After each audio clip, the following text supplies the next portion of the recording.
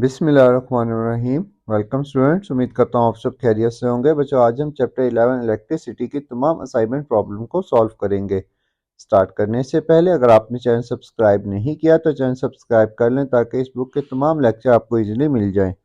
बेटा, हमारे पास first assignment है। A wire of diameter 0.02 metre contain a 10⁻28 free electron per metre cube for a current of 100 ampere, find the drift velocity of free electron in the wire.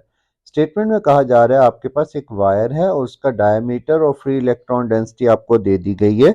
आपने उस wire के अंदर drift velocity को find out करना है। Given data में आपको diameter given है। डायमीटर से सबसे पहले हम रेडियस फाइंड आउट कर सकते हैं। तो बेटा, हमारे पास रेडियस आएगा 0.01 मीटर और हमारे पास फ्री इलेक्ट्रॉन डेंसिटी है 10⁻28 पर मीटर क्यूब। करंट है बेटा हमारे पास 100 एम्पेयर और चार्ज ऑफ इलेक्ट्रॉन बेटा हमें कांस्टेंट मालूम है 1.6 10⁻⁻19 कूलम। और हमारे पास ड्रिफ्ट वेलोसिटी हमने फाइंड आउट करनी है।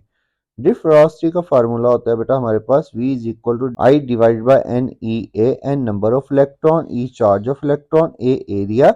और एरिया यहाँ पर सबसे पहले हम फाइंड आउट करेंगे a is equal to pi R square से। तो बेटा पाई आर स्क्वेयर से जब एरिया फाइंड आउट करेंगे तो एरिया आएगा वायर का 3.14 10⁻⁴। और ये वैल्यू जब बेटा हम इस फार्मूले में पुट करेंगे तो बेटा हमारे पास ड्रिफ्ट वेलोसिटी ऑफ इलेक्ट्रॉन आएगी 1.9 10⁻⁴ मीटर पर सेकंड। और यही हमारे पास रिक्वायर्ड आंसर था। नेक्स्ट है assignment number 2। Calculate the current pass through a conducting material with a cross sectional area of 1 centimetre square after applying a constant potential across the conductor. Electron require drift velocity of 1.6 10⁻⁻2 meter per second and the free electron density is 10⁻24 electron per meter cube. आपको कहा जा रहा है आपने current को find out करना है और जबकि आपको एक क्रॉस सेक्शनल एरिया वायर का दे दिया गया है, ड्रिफ्ट वेलोसिटी भी दे दी गई है, डेंसिटी ऑफ इलेक्ट्रॉन भी दे दी गई है।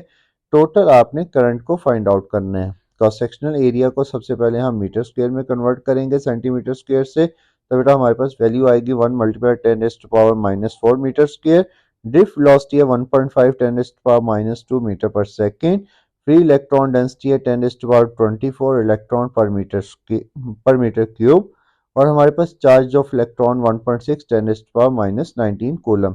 उसी फार्मूले से जो हमने लास्ट स्लाइड में देखा था बेटा, आई फाइंड आउट करेंगे। I is equal to N E A V D. N हमारे पास number of electron, E charge of electron, A area और वी हमारे पास ड्रिफ्ट वेलोसिटी। बेटा ये सारी वैल्यूज को जब हम इस फार्मूले में पुट करेंगे तो बेटा हमारे पास ये इक्वेशन बनेगी। और यहाँ पर बेटा हम 10 के अलावा बाकी सारी वैल्यूज को जब आपस में मल्टीप्लाई करेंगे तो बेटा हमारे पास आंसर आएगा 2.403। और यहाँ पर बेटा 10 की पावर बन रही है -25 और यहाँ पर थी 10⁻24। बेस सेम हो तो पावर्स ऐड होती हैं।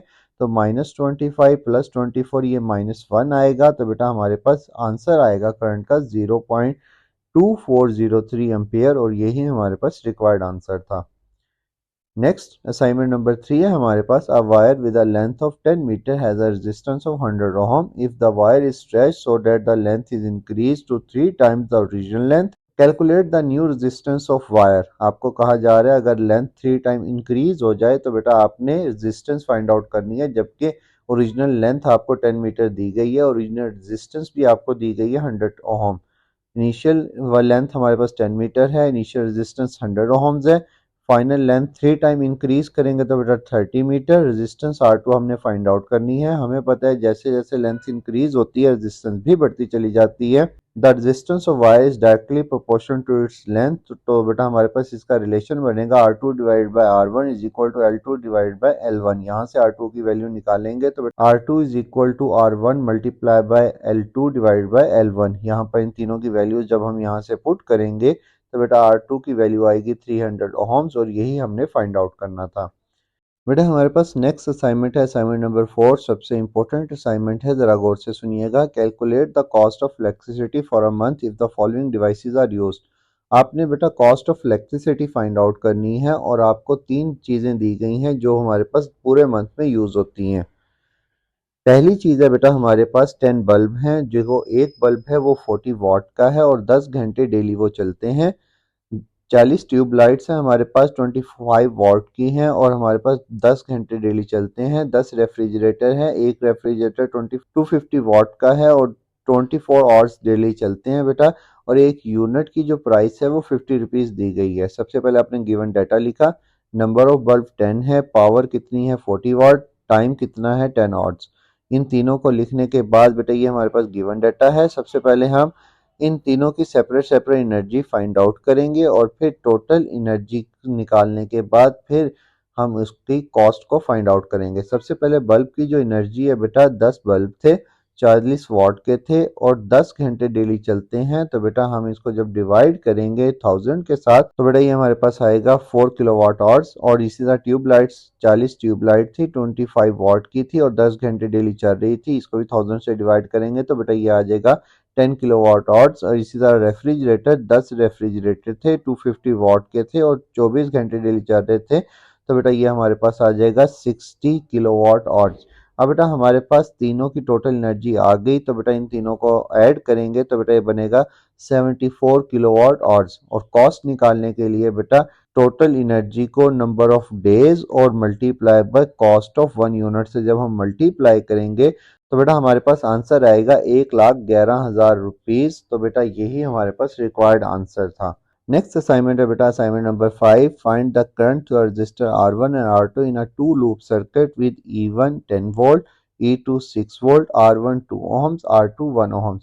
आपको एक सर्किट दिया गया है, इसमें बेटा हमारे पास ये E1 है 10 वोल्ट और ये हमारे पास E2 है 6 वोल्ट की और ये हमारे पास R1 है 2 ohms और R2 है हमारे पास ये वाली वैल्यू 1 ohm। आपको कहा जा रहा है आपने करंट फाइंड आउट करना है R1 और R2 में से जो करंट फ्लो कर रहा है उसको हमने फाइंड आउट करना है। गिवन डाटा में E1, E2 और R1 और R2 दिया गया है। फाइंड करना है current through R1 and R2। सबसे पहले हम KVL अप्लाई करेंगे, मतलब किरचॉफ वोल्टेज लॉ को अप्लाई करेंगे लूप 1 के अंदर। यहाँ पर हम लेट कर लेते हैं लूप ABCDA। ए क्या है बेटा, ए ये पॉइंट है, बी ये है, सी ये है, डी ये है और दोबारा से ये, मतलब इस लूप को सबसे पहले हमने कंसीडर किया। इसमें एक बैटरी है बेटा E1 और बेटा इस रेजिस्टेंस में से R1 रेजिस्टेंस में से दो करंट पास कर रहे हैं, एक इस लूप का भी करंट पास कर रहा है और एक इस लूप का भी करंट पास कर रहा है, तो हम लिखेंगे -I1 plus I2 into R1। मतलब R1 में से दो करंट पास कर रहे हैं, I1 और I2 दो करंट हैं बेटा जो इसमें से पास कर रहे हैं। इसी तरह बेटा लूप CDEFC जो है ये कैसे होगा, ये बेटा C पॉइंट था, CDEFC। इस लूप से बेटा जब हम चलेंगे तो पहले E2 है हमारे पास, फिर बेटा हमारे पास R1 में से दो करंट पास आउट कर रहे हैं I1 I2, तो बेटा उसको एज इट इज हमने लिखा। और फिर बेटा एक और रेजिस्टेंस है यहाँ पर जिसको हमने R2 का नाम दिया है, तो बेटा इसमें से भी करंट कौन सा पास कर रहा है, इसमें सिर्फ एक करंट पास कर रहा है I2, तो बेटा ये आ जाएगा -I2 R2 is equal to 0। अब बेटा इन दोनों लूप्स के अंदर जब हम वैल्यूज पुट करेंगे, पहले लूप के अंदर वैल्यू पुट करेंगे तो बेटा E1 10 है हमारे पास, I1 I2 की वैल्यू हमने मालूम करनी है और R1 की वैल्यू थी 2 ohms। तो बेटा यहाँ से जब ये वैल्यू उधर जाएगी और 2 10 से डिवाइड होगा तो बेटा हमारे पास I1 प्लस I2 आ जाएगा 5 के इक्वल। ये इक्वेशन 1 आ गई हमारे पास। इसी तरह इक्वेशन लूप 2 में वैल्यूज पुट करेंगे तो बेटा हमारे पास 6 minus 2 I1 plus I2 minus I2 is equal to 0। इस वाली वैल्यू को बेटा -2 इंटू I1 प्लस I2 को दूसरी तरफ शिफ्ट करेंगे तो बेटा ये हमारे पास आ जाएगी 2 into I1 plus I2 is equal to 6 minus I2। अब I1 प्लस I2 की वैल्यू थी 5, तो बेटा इसकी जगह पर हम 5 पुट करेंगे, सब्स्टिट्यूट दिस वैल्यू, तो बेटा हमारे पास I2 का आंसर आएगा -4A। अब I2 की वैल्यू निकल आई है, अगर I2 की वैल्यू मैं इस इक्वेशन में इक्वेशन 1 में पुट करूंगा तो बेटा I1 की वैल्यू आएगी 9 एम्पेयर्स और यही हमारे पास रिक्वायर्ड आंसर था। ये था बेटा आज का लेक्चर अच्छा लगा तो लाइक और सब्सक्राइब करना मत भूलिएगा। थैंक यू, खुदा हाफिज।